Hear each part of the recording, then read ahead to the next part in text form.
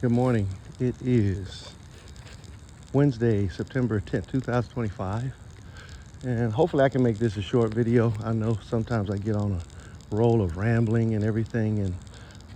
But I noticed in kind of reviewing most of my videos, there's a common theme of appreciation and how appreciation can serve to motivate you to doing great things, and it could also humble you to understand that the world doesn't really owe anybody anything, but thank goodness we live in a world that is hungry for people that have an attitude of appreciation and an attitude of being of service. And I'm at a state in my 60 years of living on this earth of actually seeing my own vulnerabilities in those who I used to really kind of judge harshly. And it wasn't that in my judging them harshly that these people suffered, so to speak. I think they were probably blessed by my absence, because for us to interact with me having this kind of judgmental attitude, it would have been more of an irritation more than a positive interaction. And I think all of us have been put on this earth to be integrated, to be in harmony. But that's not to say that sometimes harmony is not filled with conflict. I think a lot of times there's an adage that I heard: there's a time for everything. In fact, there was a song back, I think, in the 60s or early 70s, where something about turn, turn, turn, turn, turn, turn, a time for war, a time for peace, a time for something. It's like, basically it's just saying there's a time for everything. And so they're saying that there's a time for war or conflict. And I'm like sitting there saying, why do we need war? We need conflict. We need conflict because that's just part of the human condition. We're in competition for resources, competition for land, competition for love. We're in competition for just about everything.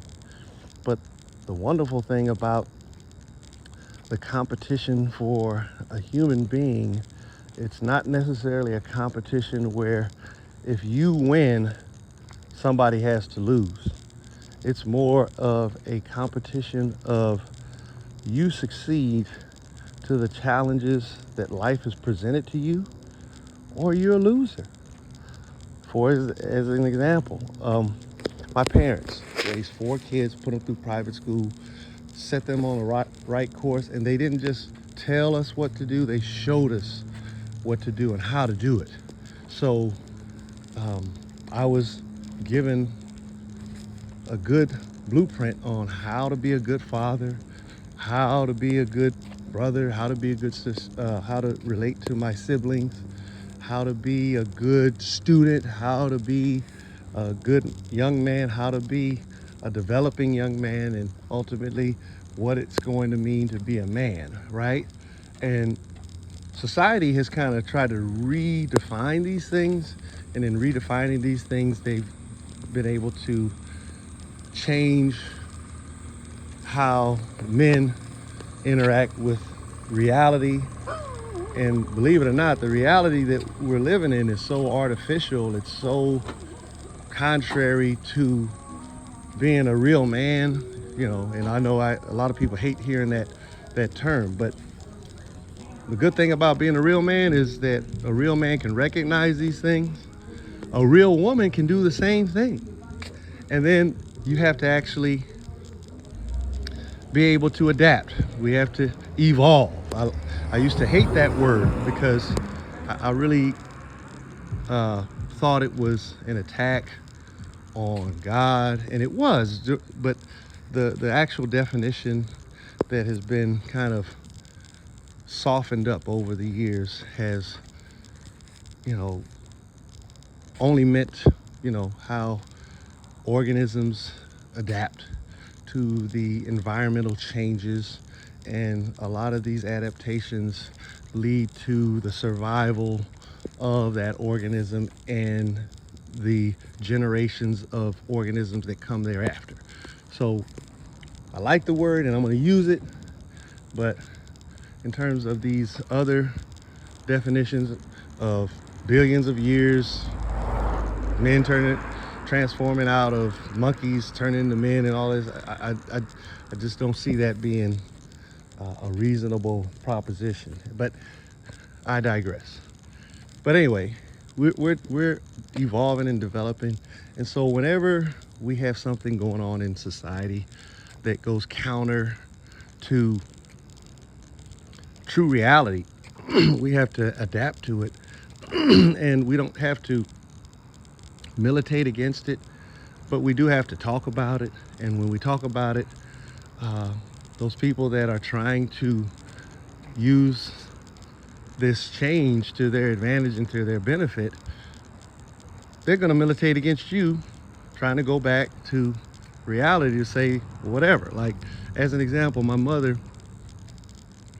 she when the birth control became popular, and when a lot of these TV shows were kind of romanticizing and making single motherhood look very appealing to women, I remember going to so many cookouts and things, family get-togethers, family reunions, and all the girls would be there. And I was a mama's boy, I ain't gonna lie, and I used to hang out with the boys, but every now and then I'm like, where mama's at? Where mama? I'll go see mama, and mama be in the room with the girls, and I'm hugging on mama. And I think I was about 4 or 5 years old.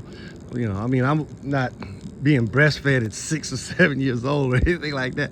But I wanted to hang around my mother at these gatherings. And a lot of times the gatherings, the women would be talking, and there were a couple of gatherings where I actually had a cousin that got pregnant in high school. And my mother, for so many years, was speaking against premarital sex. Like, you women are dumb for going out here and having sex with these young boys. And these young boys living at home with their parents, and they can't take care of themselves, let alone take care of you. But y'all gonna go out here and do these adult things without having the adult maturity of having a place to call home, money to provide for yourself, let alone a child. And everybody's looking at my mother like, what are you talking about? And I'm like, I said, what my mother was saying was making so much logical sense, but society just continued to move forward. And I would say that a lot of the things that the American government and the leaders of the American government did was not necessarily motivated by evil intentions. I can see how a lot of these things just ended up backfiring on the government's true intention to help people.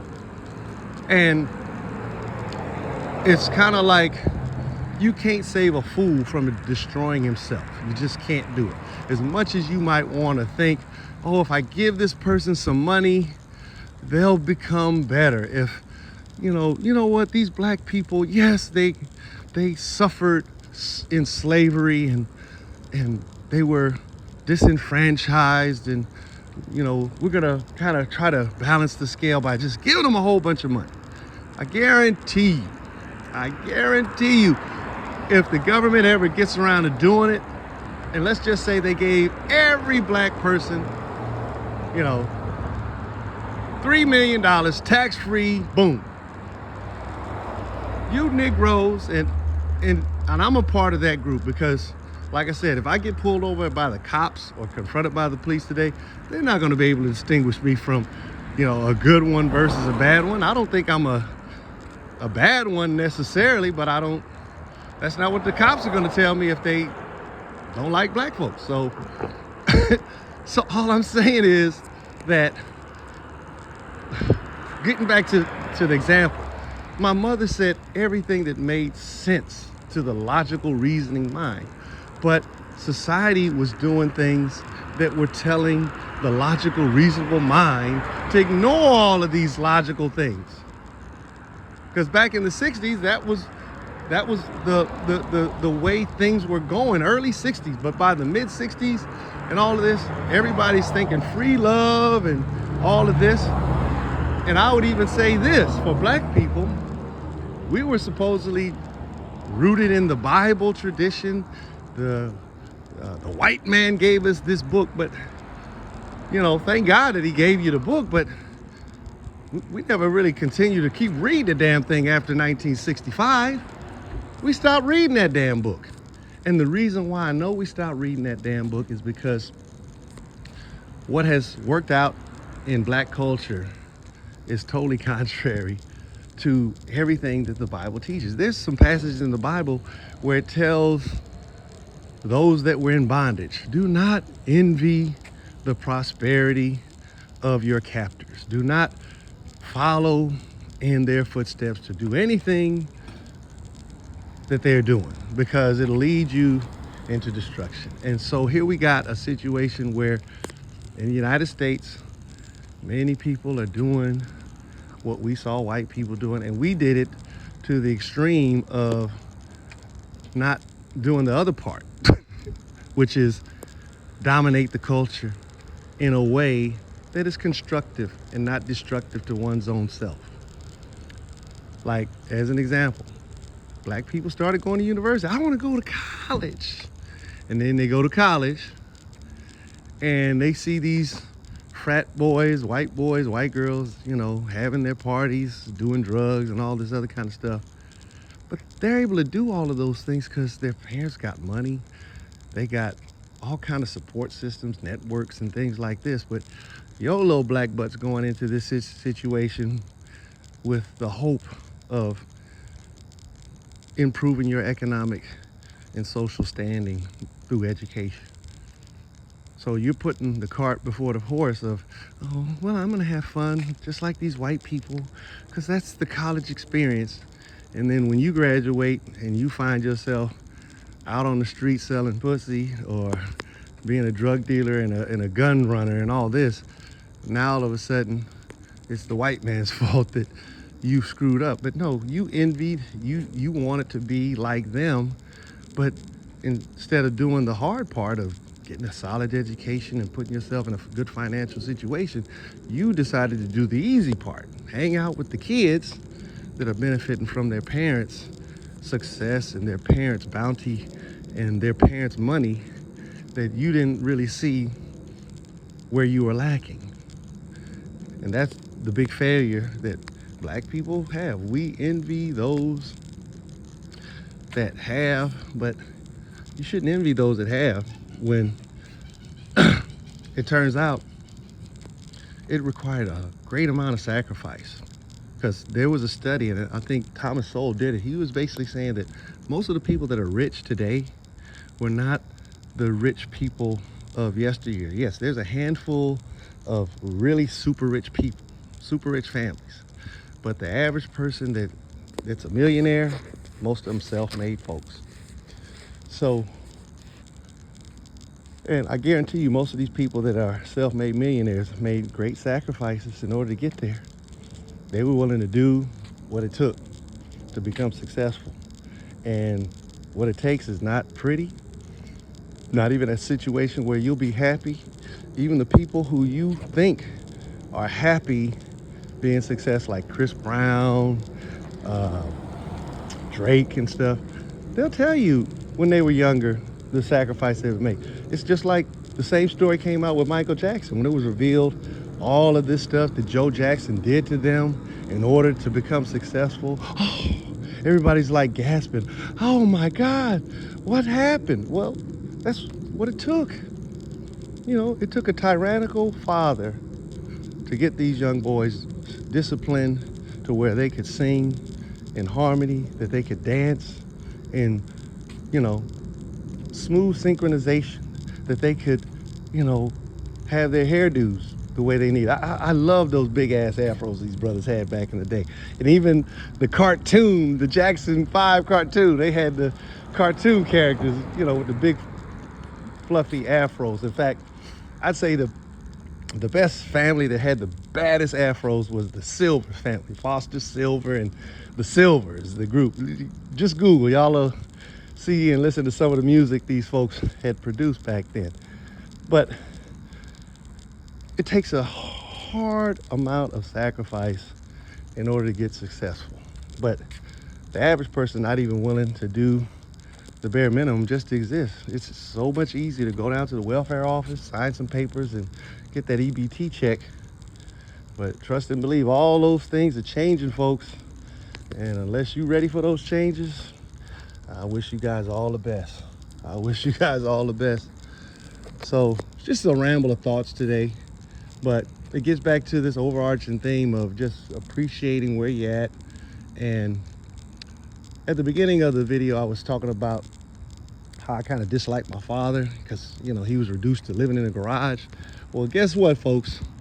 You know, his youngest son of his first marriage, me, I'm getting ready to move into a garage. But the odd thing about my situation is I'm going to convert this garage into a beautiful one-bedroom apartment for a client that's a good friend of mine as well. And the beautiful thing is I'm bartering the conversion for 4 years of free rent. Now everybody's like, oh, you're taking advantage of this guy. No, I'm not taking advantage of the guy, because in the course of me starting to do work at his property, his air conditioning system broke down. And I'm a heating and air technician as well. I'm a licensed heating and air contractor. So I'm skilled at working on air conditioning systems. I'm skilled at electrical. I'm a licensed electrician. I'm a licensed plumber. Got the general. I'm in school right now to get my fire sprinkler license. And I'm also in school to get my A license for engineering. So I'm constantly improving my skill set and my opportunity to be of service to people. But the long and the short of it is, I used to really be critical of my father because he made some decisions that made him, you know, blow off the family fortune. He lost the family fortune after my mother died. And my mother predicted 5 years, you're gonna lose it all. And sure enough, he couldn't hang on. It was like 3 months before the 5th year of my mother's death, he had lost everything. And I really resented my father for that. But ultimately, he ends up moving into a garage. And I knew a friend of mine's father who ultimately, after divorcing his wife, he ended up dying living in a converted garage. My father, he didn't die in a converted garage. He died in a beautiful house that was in Las Vegas, and he was surrounded by loving family members. And for that, I'm grateful. I'm very grateful for that. My brothers from my father's second marriage to his wife, they were there. They weren't necessarily living there, but family members did live with my father because he did need some help. And for that, I'm very grateful. And but long story short, I'm in the same boat that he was in when he had finally left his family, when he had lost everything. And so I'm going to convert this garage, and I hope to be there to where the pressure of month-to-month bills will not be an issue. They're not a really issue right now, but they'll definitely not be an issue, and I'll have a place that I can truly call mine, home, for the next 4 years after this place is complete. I'm hoping to have it done by the end of this month, but we're getting a wave of work, and I thought I had a lot more days free time to do what I want to do, but I'm literally working 18 hours, you know, and making this video, just gobbling up about an hour of my morning. But I'm just so grateful. And God has a way of, or circumstances, we can say God, circumstance, whatever you want to call it. Life has a way of humbling you to where, for all of these things that you said about other people. Now you're in the same boat, or probably even a worse situation than the person who you were really critical of. But it's at a point where if you're humble enough to share this insight with other people, those people that are underneath you and maybe people that at your level can kind of take stock of their own circumstances and not be so judgmental of others. But I would just say the ultimate lesson I got here is that truly your life is yours. And if you want it to be great, appreciate the things that people do for you. And a lot of times they do it without being asked. They do it because in their heart, they actually thought they were doing right by you. But in doing right by you, you need to appreciate the fact that they didn't have to do it. And as a result of them not having to do it, you're obligated. You are in fact obligated. You're obligated in that if you're happy that they did it, you want to be able to generate that same kind of reaction out of other people. Because why would you want to deny somebody something that was, in your opinion, a positive situation? But if you're so stingy about yourself, you're not going to be able to do anything but just be greedy for more. And I think that's what the culture is doing now. Everybody's becoming selfish. Everybody's becoming greedy. Everybody's becoming, it's all about me. And I would just say the one thing that should humble you is that if you were to die this very moment after reading this sentence, the world would continue on. It's not about you. You know, the world had continued for 1,000 years before you arrived, and it's gonna keep on trucking long after you're gone. So you need to just appreciate and value this opportunity that you have to leave this place better than the way you found it, and not just be somebody who just, you know, took and drained out. You know, we have two hands. We got one to give, one to receive, and sometimes we can give with both. But I really don't think we need to be so greedy that we have to use both our hands to just gobble, gobble, gobble. Greed is good. It kind of reminds me of that scene in the movie Wall Street where the main character, well, not the main character, but one of the characters, he's a stock trader or whatever, and he's having a conversation with Teldar Paper, you know, at the annual meeting of the shareholders, and the character gives this wonderful speech about greed is good, and it is. Greed for life, greed for love, greed for success. All these things are good drivers, you know, but greed for just itself, for its own sake, not a good look. You know, you know, like women are asked, you know, or if they're asked, I want to, you know, what kind of man would you like in terms of how much money you expect him to earn? Most women, oh, you know, here in California, oh, I want him to make about 200,000, and I've heard some women talk about $500,000 and all this. And why do you want that? Have you ever lived and experienced a life of making that kind of money? No, I've just been a broke buster. I think the most I've ever made was about 40 grand, and you know, I had a baby, and it's ridiculous. You know, why do you want these things? You want them because you've heard that that's going to make your life better. But I'm telling you, money ain't necessarily going to make your life better. Because like I said, I gave you guys another example of this woman who, you know, she's getting 50 grand a month. She was getting crazy money every month, and she's miserable because she wanted the man. She wanted the man and the money. She wanted to be honored and respected. She wanted to not be a single mother. She wanted to be a wife. And when she got frustrated because she, through her conniving, trying to trap a man with a baby, blew up in her face. It was at a point where she said, "Oh my God, what have I done?" Yeah, what have you done? You screwed up. Well, anyway, back at the job site here. Here we go. Job site is a mess, man. I mean, this is just totally not my flavor, my taste.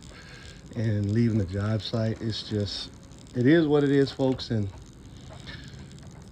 me and my business partner, we're gonna have a nice long talk after this job is done, where we're gonna write up some more provisions in our agreements that people need to clean up after themselves and leave the job site, hopefully in a very Spartan condition as I had intended it to be from start to finish. But I'm starting to discover the stucco people, they're good people. They were pretty good because, I mean, as bad as the job site is, I think they were one of the few that left the job site in a very clean state. But we got the tile guys kind of doing their thing, and these are the general contractors people, not our people. Um, I mean, they made a big mess of this place, and I've been kind of helping, trying to keep things in order. But anyway, I think I rambled enough. This is just going to be a ramble video, and that's not what I'm going to call it. Rambling September 10th, 2025. Y'all take care.